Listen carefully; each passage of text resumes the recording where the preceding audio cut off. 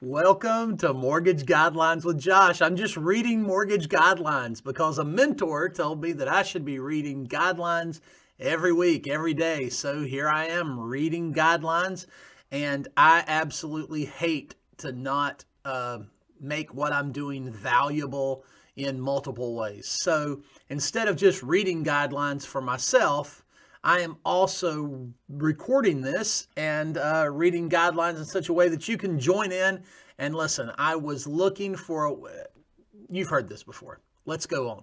Multiple financed properties for the same borrower. We talked in our last video about limits on the number of financed properties. Now let's talk about reserve requirements. Now this gets tricky.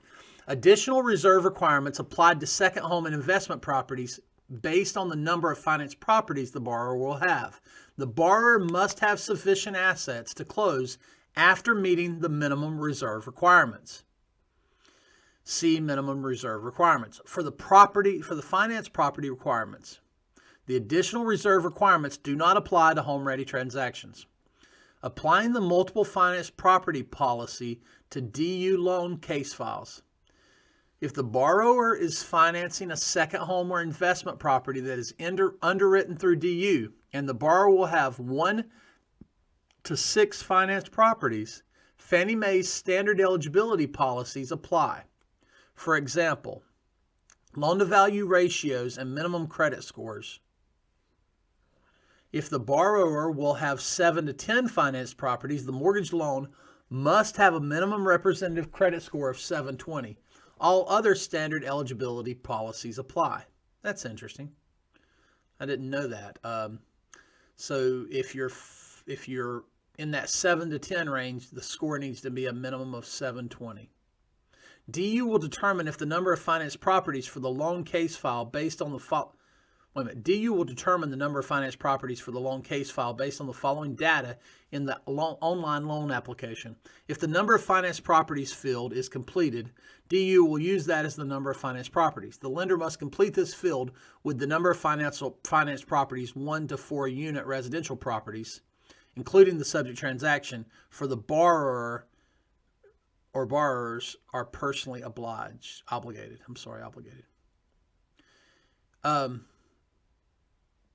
Okay, if the number of finance properties field is completed, DU will use that number.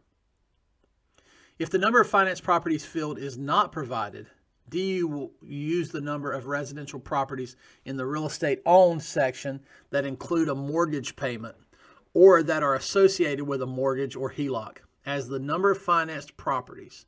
Properties that are identified as commercial, multifamily, land, or farm in the other description field for each specified REO will not be used when determining the number of financed properties. Okay, so make sure you identify it as commercial or multifamily, and I guess multifamily there means more than 4, land or farm. If the number of financed properties field and the REO information was not provided, DU will use the number of mortgages and HELOCs disclosed in the loan application as the number of financed properties. Note that in order for an accurate assessment of the loan to be performed, the real estate owned data must be provided for all owned properties. I'm not sure why this is even here. You just got to do this. Maybe there's some reason and you understand it. Please comment, share a video, communicate with me in some way.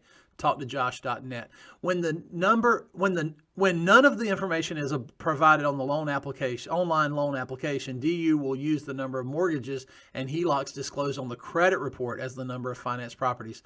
It is fascinating to me that DU has this much backup thoughts, backup criteria set into its system. It's pretty impressive little tool.